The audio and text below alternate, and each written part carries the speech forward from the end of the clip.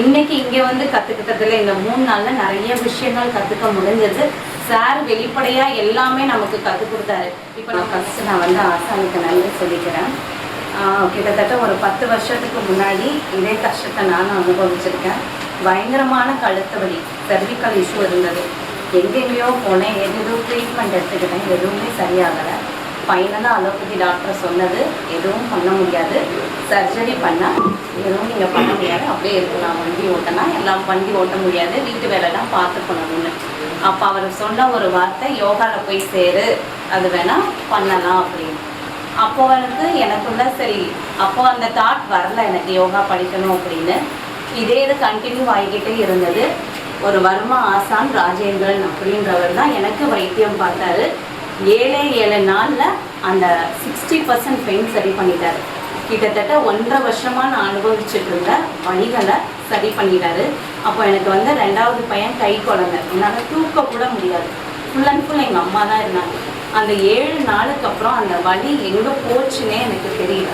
அப்போ இந்த வர்மா மேலே எனக்கு ஆசை இருந்தது, ஆனால் அப்போ கற்றுக்கணுன்ற எண்ணம் எனக்கு இல்லை.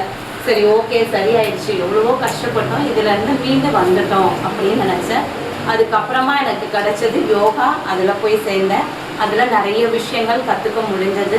வாழ்க்கை பாடம்னா என்ன, மற்றவங்களுக்கு எப்படி ஹெல்ப் பண்ணணும், என்ன பண்ணணும் அப்படின்ற ஒரு வாழ்க்கை கல்வியையும் கற்றுக்கிட்டேன். அப்புறம் வந்து ஒரு இடத்துல யோகா தெரப்பிஸ்டாக ஒர்க் பண்ணுவேன். அங்கே எப்படின்னா மருந்தில்லாத மருத்துவம் தான், யோகா தெரப்பி மூலமாக சிகிச்சை கொடுக்கறது தான். ஒரு 4.5 வருஷம் அதில் பயணிச்சிருக்கேன், ஆலோசனை வாங்கியிருக்கேன். அப்புறம் ஃபுட் ரெஃப்ளெக்ஸாலஜின்னு கற்றுக்கிட்டேன். இந்த ஆர்வம் இந்த மாதிரி தான் வந்தது. கொஞ்சம் கொஞ்சமாக மருந்து இல்லாமல் நம்ம வந்து எல்லாமே சரி பண்ண முடியும், இன்னும் அதிகமாக கற்றுக்கணும் அப்படின்ற ஆர்வம் தான் இங்கே வர்மா கிளாஸில் வந்து சேர்ந்தது. எங்களோட ஃபேமிலி மெம்பர்ஸ் எல்லோரும் சேர்ந்து எது பண்ணாலும் யோகாவிலேருந்து எங்களோட பயணம் தொடர்ந்துட்டு இருக்குது. ஒவ்வொரு விஷயமா எல்லோரும் ஃபேமிலி மெம்பர்ஸ் சேர்ந்து தான் பண்ணுறோம். இப்போ கிளினிக் ஆரம்பிக்கணுனாலும் அக்கானா அந்த மாதிரி தான் சேர்ந்து ஆரம்பித்து ஃபேமிலி மெம்பர்ஸோடு போகிறோம். அந்தது இறைவன் எங்களுக்கு கொடுத்தது மிகப்பெரிய ஒரு அற்புதமான வாய்ப்புன்னு நான் நினைக்கிறேன்.